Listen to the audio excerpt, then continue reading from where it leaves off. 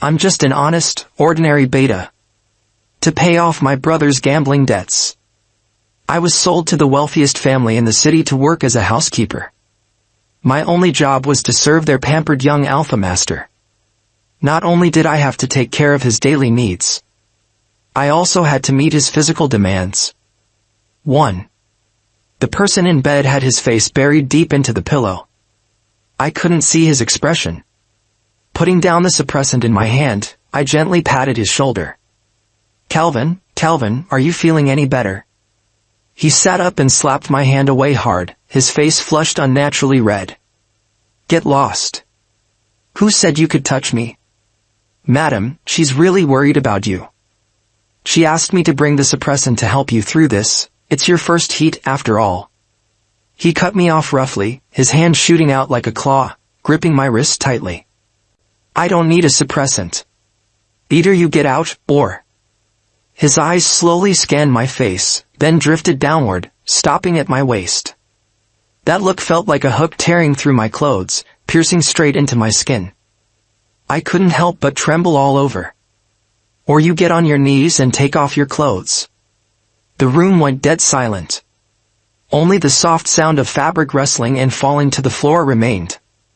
Calvin reached out, grabbing my chin and forcing me to look up, locking eyes with him. This is the choice you made.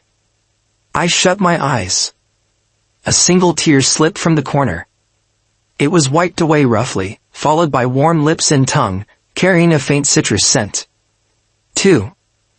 I didn't like that scent. Before I turned 10, I lived in a shanty town on the outskirts of City C. Every day, I walked nearly an hour to go to a slightly better school in a neighboring district, and spent the rest of the time collecting scraps and delivering newspapers. Doing everything I could just to survive alone in the slums.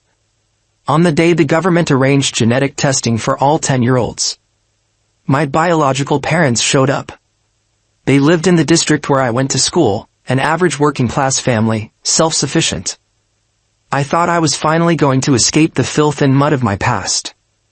The next day, a guy with a delicate face but a sluggish air about him appeared in front of me. He said he was my older brother. He held my chin, examining me from side to side, took a drag from his cigarette, then pried open my mouth to look inside. Then I heard him chuckle. Not bad. You'll do, I guess. He casually handed me an orange. The scent was fresh and sweet, almost too tempting. As I carefully swallowed the last segment, still savoring the flavor, he loaded me into a long black car. Inside sat a few other kids about my age, all looking just as lost. I looked back, hoping to catch a glimpse of my brother through the car window. He'd already turned and walked into his apartment building, not even sparing me a glance. I crushed the orange peel in my hand until it was mush. I was sent to a luxurious, faraway mansion I'd never seen before. A stone-faced man in a black suit let us in, lining us up as we entered the basement. Then came the bathing, the health check, and the exams. Maybe I was lucky. I was selected to become the personal study companion of the estate owner's only son, Calvin. The young master had been spoiled since birth. His mother, afraid of raising a child too soft, came up with an idea. She brought in kids slightly older than him, someone to study with, someone to play with. When the young master did well, I clapped and cheered. When he made mistakes, I knelt and took the punishment. The first time I was punished was because he stayed up late gaming. The next day, during tutoring, Calvin yawned. The once kind butler pinned me to the ground and slapped me until my face swelled. That night, Calvin sneaked into my room, crying quietly. I'm sorry, Brother Casper. I promise I'll get back at them for you. What he meant by revenge was pulling harmless pranks on the unsuspecting butler. I shook my head gently. It's okay, young master. Just listen to Madam from now on, and I won't get hurt again. Back then, he used to call me brother. Now, he only looks at me with contempt, like I'm a spineless dog. 3. At school, I was always by Calvin's side, carrying his backpack, bringing him lunch, holding his umbrella. When we entered middle school and he got into sports, I'd follow him to the sun-scorched court and hand him an open water bottle the moment he stepped off the field. This routine continued until I finished the college entrance exams. Calvin had already been arranged to study abroad. After evening classes, I'd rush home to tidy up his room. Every morning, I'd get up before dawn while he was still asleep. That day, it poured. I thought the driver would come pick me up. After all, the rain was so heavy it had already flooded over my ankles, and it was impossible to use an umbrella. Madam had instructed me to pose as their adopted son in public. So I assumed the driver would come. I waited until nearly 10, and the rain still hadn't stopped. I ended up running all the way back in the downpour. My umbrella had been torn open by the wind, full of holes. Calvin's mother sat on the sofa, sipping tea as she listened to the butler report on all matters big and small around the estate. When she saw me dash in, drenched head to toe, she barely lifted her eyes. The butler said, "Why aren't you heading to your room already? Look at this muddy mess on the floor, clean it up when you're done." I nodded and hurried off to shower and change into dry clothes. When I came back out to clean up the water at the entrance, the living room was already empty. I knelt on the floor, using a towel to soak up every bit of water. Calvin came up from the underground garage by elevator, completely dry, like there hadn't been a storm outside at all. He frowned when he saw me crouched on the floor. "What are you doing down there?"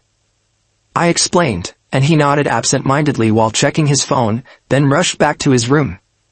After finishing the cleaning, I went upstairs and into my room.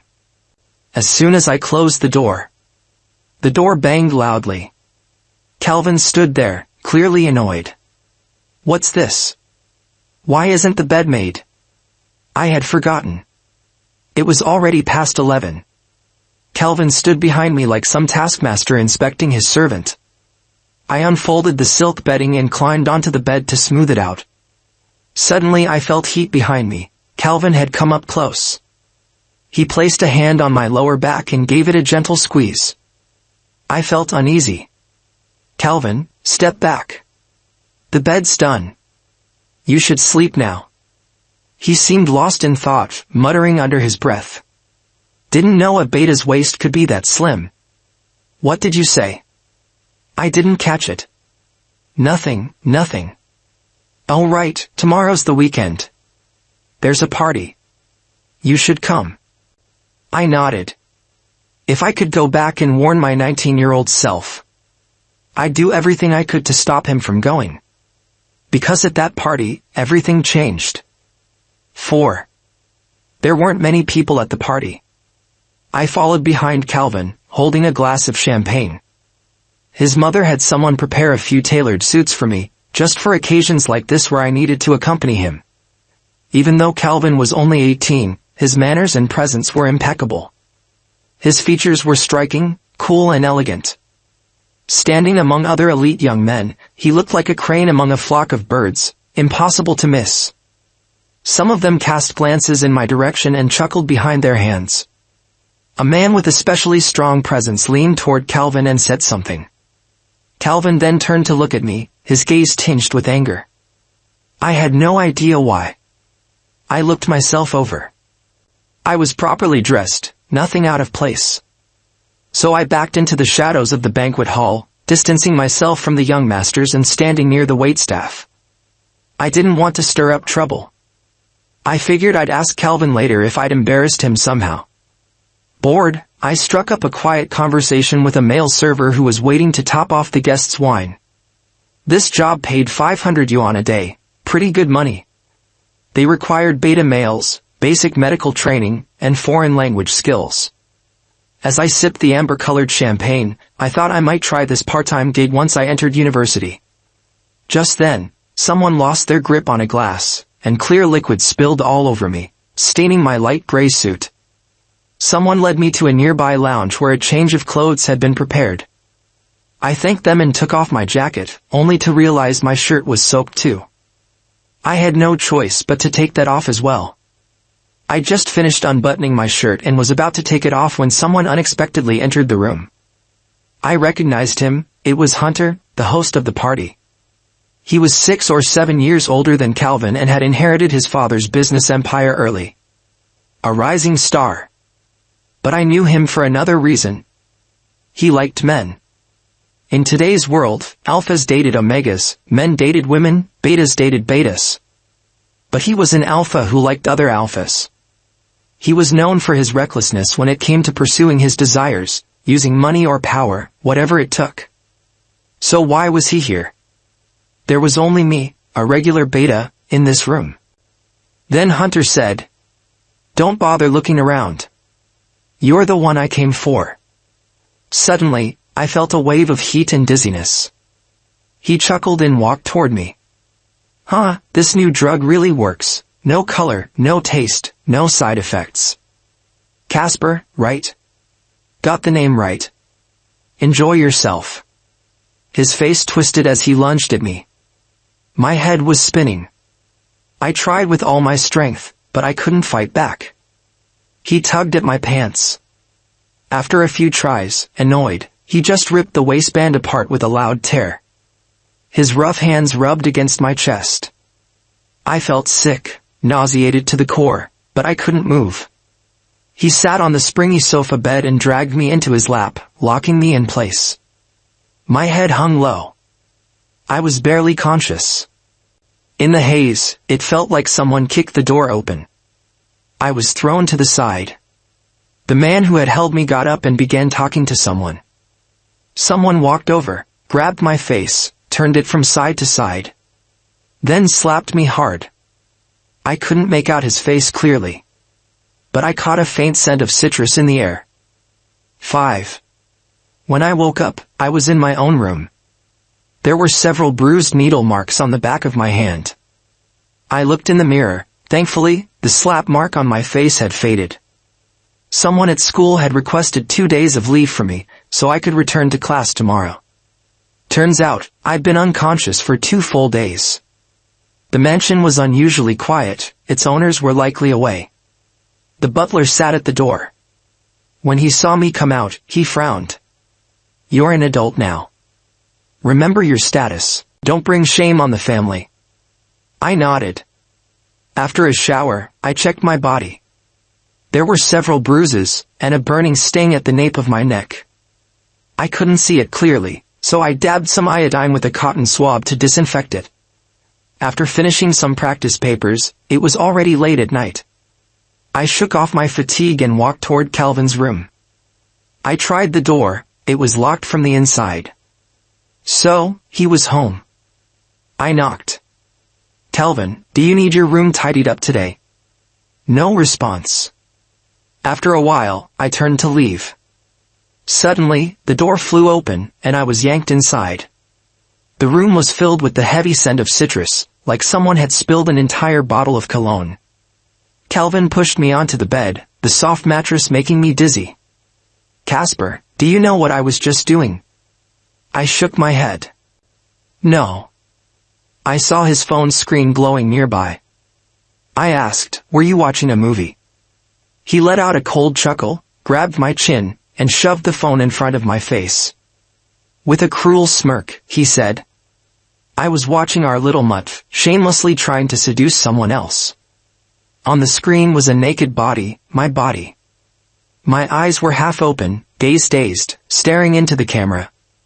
Then I lowered my head and offered a kiss to the man beside me.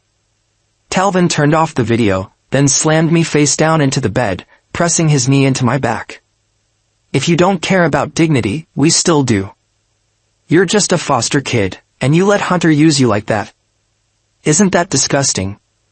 I shook my head. No. He grabbed my hair and forced me to look up. His eyes were red with rage. "I only trust what I see. Casper, you once rejected me. I thought it was because you had some kind of pride. But it turns out you already had another man lined up. No wonder people said you were close with Sawyer at school. What did you get with both brothers?" The more he spoke, the darker his expression became. Eventually, he lost control and squeezed my face, leaving deep finger marks. He stared at me for a long while, then spat bitterly. "You don't get another chance." Then he bit down hard on the back of my neck, right where a beta's undeveloped gland was. The pain was unbearable, like a chunk of flesh was being ripped out. I trembled and blacked out again. 6. I didn't return to school. The school planned to expel me, citing the rumors swirling around. Someone on the forum posted that as a foster child, I wasn't grateful. Instead, I tried to climb the social ladder. After Calvin rejected me, I supposedly went after his younger brother at a party. They attached several photos. Me wiping sweat off Calvin after a game. Me following closely behind him. Me holding an umbrella for him while getting soaked myself. Casper is seriously that shameless. The family took him in, and he acts like a servant just to please people. Of course. He's just a foster kid, and the other is a potential heir. How could he not have intentions? Yeah, and did you see that thin white shirt he wore? Once it got wet, you could see everything. Wow, you're right. He actually has a decent figure. Nah, still just a beta. Sawyer messaged me. Casper, are you okay? I'm sorry I wasn't there that day. I wouldn't have let things go that far. Too many people at school know what happened. Don't come back just yet. Wait until we find out who posted it. Sawyer was my desk mate, a gentle, lively Omega. As a quiet, non-aggressive beta, I was often seated with Omegas. I'd carried his breakfast, shared an umbrella with him. Once, when I had stomach pain during PE, he even helped me ask for leave, and once ran an errand to deliver Calvin's wallet. I was grateful. The other classmates had always been lukewarm toward me, now they treated me like a stranger. I'd already been kicked out of several group chats. I replied, thank you. The butler didn't allow me to leave the house. Young master is about to study abroad. This is a critical time. Don't cause trouble. I stayed in my room, watching the hours crawl by. For someone like me, the college entrance exam meant nothing. When Madam found out, she simply waved her hand. Things are busy lately. No time to help you with anything.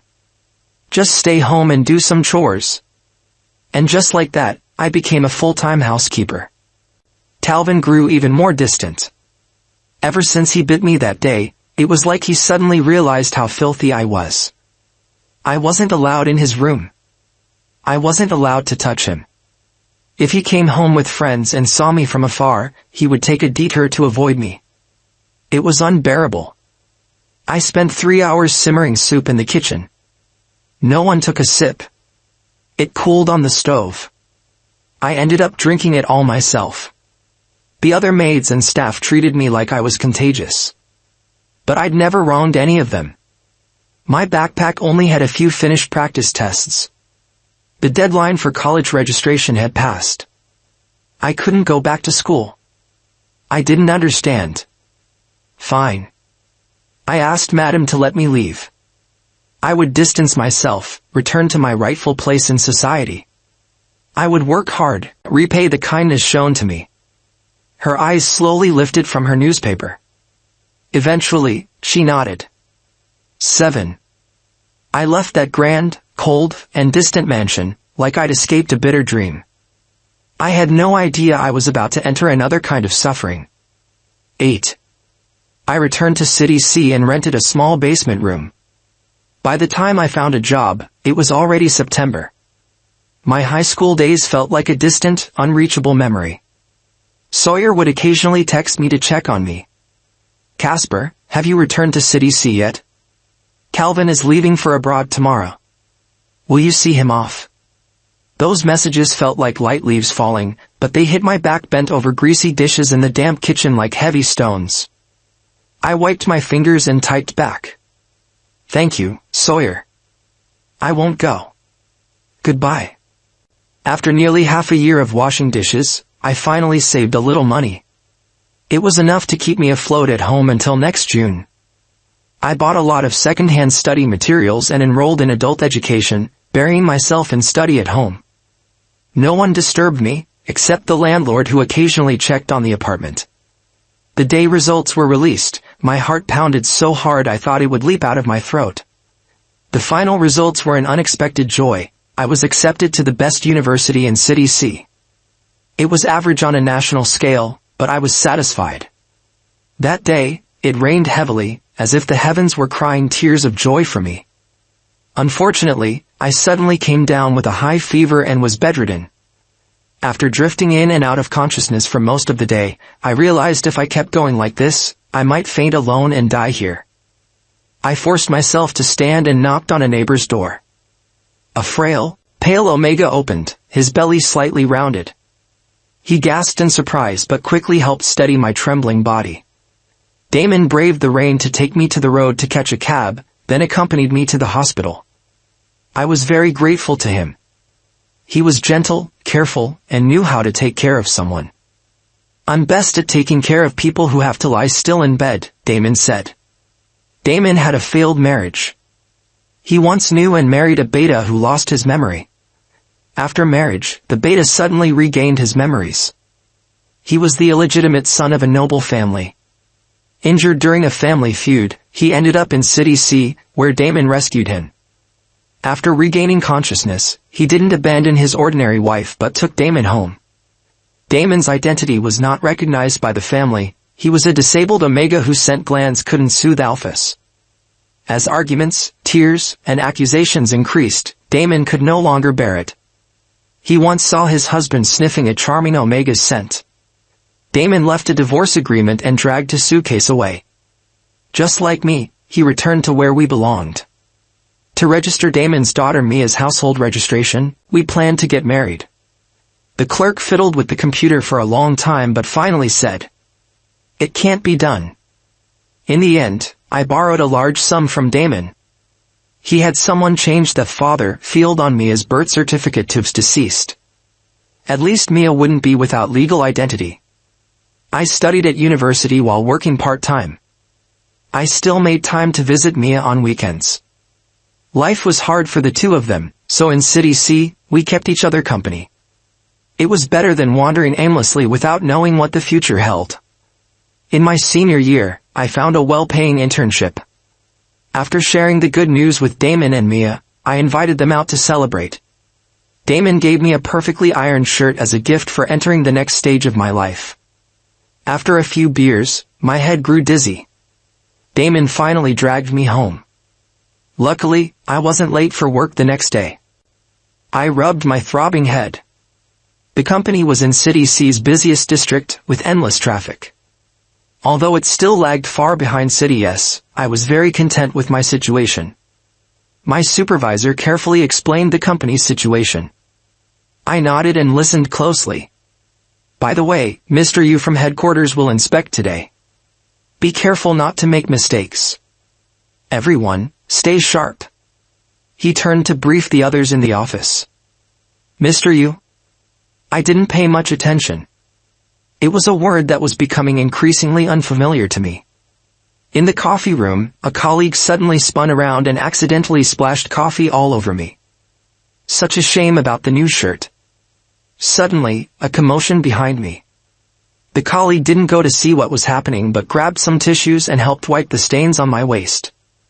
Someone parted the crowd and came closer, footsteps slowing nearby. I turned to face the newcomer and gently stopped my colleague's hand still moving to clean me. Calvin had grown even more handsome. His face had lost some baby fat, but his eyes were as unapologetically sharp as before. He looked at me with utter disdain. "Casper, after all these years, you haven't changed at all, still the same." 9. He deliberately lowered his voice on the last words, but I clearly saw his lip movements. Those elegantly shaped thin lips spat out 4 merciless words. "Shameless as ever." My face instantly went pale. Colleagues around whispered, gossiping about the unlucky one publicly humiliated by the boss on her first day. "Excuse me?" My supervisor tentatively spoke, but Calvin acted like nothing had happened and turned to check on the business department. I stood there in a daze as colleagues returned to their desks. The liquid on my clothes was sticky and uncomfortable. After explaining, my supervisor let me change clothes before coming back. Just after leaving the office elevator, 2 men in black suits blocked my path. They took me to a 5-star hotel. The driver was a familiar face. The suited men stood guard outside the suite, handed in a few paper bags, then quickly shut the door. After showering and changing, I sat on the bed. Talvin didn't keep me waiting long. He came in, took off his tight suit, loosened his tie, grabbed my hair, and kissed me hard. My eyes closed then opened. He pinched my chin painfully. Didn't you say you'd serve me for life? So why run off at the first chance? I said no, that madam had permitted me to leave. He narrowed his eyes and lightly slapped my cheek. I allowed you to come back. Want to leave? Did you ask me first? I tried to explain, but he pressed his face to mine and kissed me again. His breath smelled sharply of citrus. I hadn't smelled that scent in a long time, yet I still hated it. He cursed roughly. Soaking wet in front of so many people, were you trying to seduce someone again? Who's your target this time? The one touching your waist. You really are desperate. No wonder, you can fool around with a beta and not be responsible. You're happy about it, right? Why didn't you say so sooner? Instead of finding those people, why not find me to do it? Serving me in bed isn't serving. I couldn't listen anymore. I reached to cover his mouth, but he turned away. He grabbed and tore open my shirt collar, groping inside. How many people have you been with? During the years I wasn't here, were you already played out by Hunter? Before he finished, I slapped him. Talvin's dazed expression turned cold. He grabbed my wrist so hard it felt like he might crush my bones. You hit me? On what grounds? What, now that you're out of the family, you think you're tough? Calvin, I've been transferring money into Madam's account all along. That pathetic little income of yours couldn't even buy a suit. After being slapped, Calvin seemed to regain some rationality and stopped cursing. He shut his mouth and ignored my pleas and explanations. He held me down tightly, then suddenly flipped me face down. He murmured, puzzled. There's no scent at all. His burning lips touched the back of my neck. Feeling something wrong, he pushed aside my black hair and looked closely. He stopped. After a moment, Calvin asked, Casper, where's your gland scent? 10. I had to use every ounce of strength just to stop myself from shaking. Hunter had expanded his business empire into City C. The day he gave a lecture at the university, he immediately spotted me in the audience, head lowered. Like he had found something amusing, he ordered someone to drag me to a private room in the club. A black whip landed across my face, and Hunter laughed. So this is where you've been hiding, how easy it was to find you. His tone was unsettling. I begged him to let me go, telling him I was just an ordinary beta, with nothing special about me. But he shook his head. You've got a decent body. I only meant to play around, but that guy actually turned against me over a beta. Hunter licked his lips, like a hyena about to pounce. Now I just have to get a proper taste. His actions were harsh and filled with resentment, like he was taking revenge on someone. He made me stay awake, made me watch what was happening like I was some helpless prey. Eventually, I passed out. When I woke up, everyone was gone. Hunter had satisfied his curiosity and apparently found nothing worth returning for in my beta body. I limped out of the club. The sun outside was bright and warm. But my scent glands had been damaged. They became inflamed, and I developed serious complications. The doctor said the simplest solution was removal. For betas, scent glands weren't essential, just occasionally releasing a faint grassy scent. So I agreed to the surgery. Damon took care of me until I was discharged. I pretended nothing had happened. Returned to school, canceled my leave, and continued with life. Damon once asked me, does it hurt? I shook my head. Beta glands aren't sensitive. But now, as Calvin's tears fell onto the back of my neck, I felt like they were burning me. So hot, they made me want to cry too. Calvin, please let me go. He shook his head and gently straightened my torn clothes. Then he pulled me tightly into his arms. Casper, what happened to your glands? Who did this to you? I looked down and muttered, go ask Sawyer. He had once sent me a photo, Calvin in some distant country, laughing with a group of blonde foreigners, with Sawyer curled up beside him like the perfect match. That's when it hit me. I had walked away from this ridiculous game among the wealthy. I refused to be the pitiful pawn in their noble marriage plans. Sawyer had even sent me a voice message. Casper, I accidentally mentioned your name today. Talvin totally lost it. Looks like he still hasn't forgiven you. But I didn't even know what I had done wrong. Talvin didn't touch me again. He just sat there, red-faced, staring at me for a long time. I pretended I couldn't see through his false emotions. Damon texted, asking why I hadn't gotten off work yet. Turns out, it was already dark outside. Talvin didn't stop me. He helped straighten my coat and collar. As I turned to open the door, he clenched his fists behind me and called out loudly. Casper, I will find out the truth. 11. Damon had dinner ready and invited me to eat with him. On the way home, we passed a colorful little street stall. I bought a hair clip. Mia was thrilled. Her hair was just long enough for tiny pigtails now. Damon watched me quietly for a long time before asking, worried. Casper, was work okay today? I shook my head, then gave a small nod. What was the point in talking about it? Seeing I didn't want to speak, Damon didn't press. After dinner, he massaged my shoulders and neck for a while. They often ached since the surgery. The next day, work went smoothly. No one brought up the minor incident from before. After getting off the subway that evening, I was walking home when Calvin suddenly appeared. He jumped out of a Maybach to block my path. Casper, you didn't end up with Hunter, did you? I was speechless. If I could, I'd hand him over to the police myself. Calvin grabbed my shoulders. Your glands, did he force you? Sawyer showed me a photo, and I thought. His words came fast, intense. I cut him off. You never listened to me. I told you before, I didn't seduce him. But you said you only believed your own eyes. You believed Sawyer's photo. Why didn't you just ask me? Is it because you thought I wasn't trustworthy? Or just that I'm so insignificant, not even worth questioning? Calvin quickly shook his head, flustered.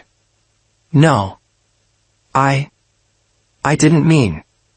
During your first heat, you forced me to kneel and help you. When I refused, you were humiliated and furious. I was just some lowly servant who dared to reject your generous affection. Isn't that right? But that didn't mean I owed you my whole life. When I left, I didn't take a single thing.